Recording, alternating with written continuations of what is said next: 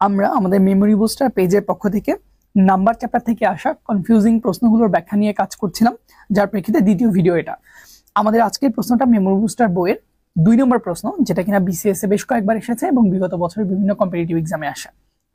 প্রশ্নটার দিকে যদি আমরা একবার লক্ষ্য করি, আমরা দেখতে পাচ্ছি which of the following words is an singular noun. অর্থাৎ আমরা বুঝতেই পারছি যে নিচের কোনটা সিঙ্গুলার ফর্মে আছে সেটা আপনাকে উল্লেখ করতে বলছে।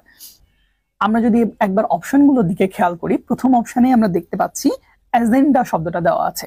আমরা জানি কোনো সিঙ্গুলার শব্দের শেষে যদি ইউএম থাকে তবে তাকে প্লুরাল করার সময় এ যোগ করে প্লুরাল করতে হয়। সেই ট্রিকটা অ্যাপ্লাই করলে আমরা দেখতে পাই যদি অপশনে অ্যাজেন্ডাম থাকতো তবে তাকে প্লুরাল করার জন্য আমরা অ্যাজেন্ডা নিতে পারতাম, কিন্তু অপশনে চেয়েছে নিচের কোনটা সিঙ্গুলার ফর্ম, তাই আমরা কোনোভাবে অপশন এটা নিতে পারছি না।